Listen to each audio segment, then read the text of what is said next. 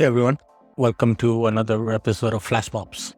Today I'll be walking through something that's incredibly underused in our experience in Google Analytics, and that is Google Analytics Attribution projects. So as you know, Google Analytics tracks multiple touchpoints to your site. It tracks UTMs and sources and all that, but something that we see that is not that much used is the attribution modeling, which only shows based on the conversions you select in Google Analytics. So it might be web-based. It doesn't do opportunity or SQL or customer level attribution unless you're sending that data back.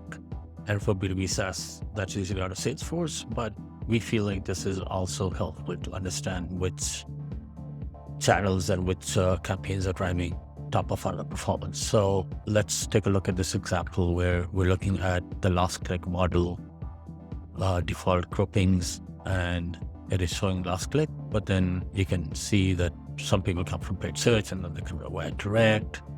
Some people come from paid search and they convert via social.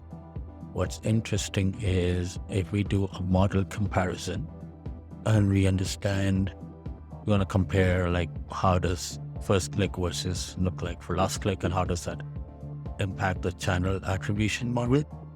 You can see that if we model on just last click, Google AdWords is reporting 2017 conversions. But if we do first click, that the first interaction they had where GA actually cookied them, that shows an increase of 6%.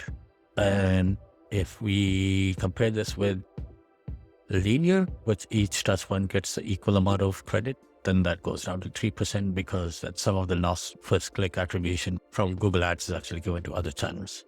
Similarly, for social, there's a big drop because if you look at last click, people are converting via the last click that they have before they convert is on a social. That is 26. But then if you compare it with linear, it's minus 32%. And if we compare this with first click, then there's a minus 65%. So this is just something that's interesting to look at. Again, with attribution, there's no absolute source of truth, but it's very great directional modeling on what's actually working and what's not working. This is another interesting way where it takes on average of 1.13 days for somebody to convert. So this makes the case that somebody might not convert on the first time they got your website, but it actually come back and they convert within days. And then you can look at the paths and you can exclude direct from here, and then you can see it changes a little bit. But I think this is interesting to look at. Again, this is not showing you opportunity level conversion data or SQL or what have you. And then you can filter down by how many touch points but you can show credit or not credit.